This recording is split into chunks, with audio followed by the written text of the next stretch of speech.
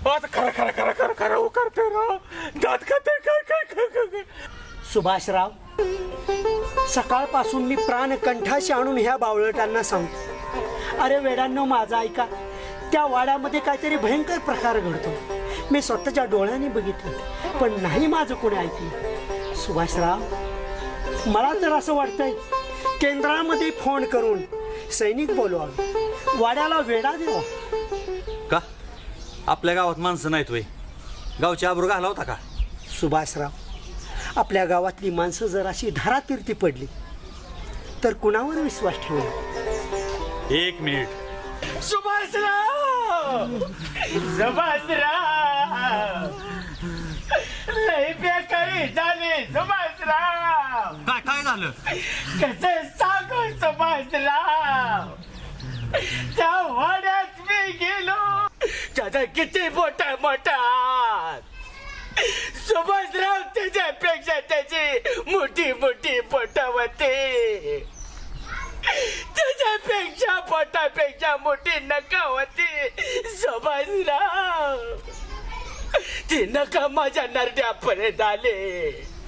नरड्या आवाज नरतावर नाही चाललं. अव या वाड्याचा मालक रामभाऊ त्याचा मी मित्र आहे सुभाषराव. पण ती ऐकून घेत नव्हता सुभाषराव. ते म्हणलं त्या हरामखोरानं तर माझी महाराष्ट्रभर आबरू घालावली. कशी इचरा सुभाषराव, कशी? मी म्हटलं कशी त्यांनी घालावली आबरू? तो तर या वाड्याचा मालक. तो म्हणला सगळ्या महाराष्ट्राला सांगतोय आज्याकडे बापाकडे 40 एकर जमीन इकली माझ्या आच्या माझ्याने, म्हणून ती चिडल्या ती सुभाषराव. काय म्हणजे मी 5 एकराचा डायलॉग मारतो, ही बातमी स्वर्गापर्यंत पोचली? या गोष्टीवरून मला ते कोसतात, मला नावं ठेवतात. अरे बाळू, असा निरोप तुझ्या करवी त्यांनी माझ्यापर्यंत पाठवला. त्यांनी अक्षरशः मला असं चाललं आणि करा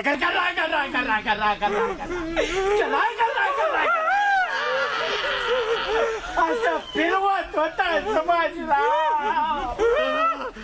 ते काय नाही रामभाऊ, ह्या घडणाऱ्या गोष्टी खऱ्यात का खोट्या हे बघण्यासाठी आज एक रात्र आपण वाड्यामध्ये मुक्कामी जायचे.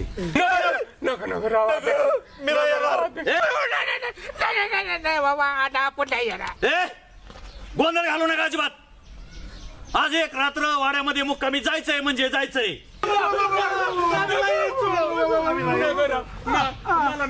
काय पाटील, एक रात्र आज आपण मुक्कामी वाड्यामध्ये जायचं.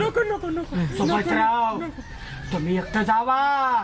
तुम्हाला एकट्यालाच विश्वास नाही सुभाषराव. आम्ही नाही जाणार. मी गाव सोडीन, पण अध्यक्ष, मी भाऊला एकटाच आहे, मी नाही जाणार. मी जातो. पाटील कुठं? मी जातो.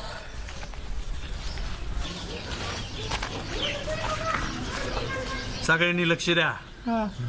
आता अंधार पडायला लागलाय. संध्याकाळचं जेवण करायचं आणि वाड्यामध्ये मुक्कामी जायचंय.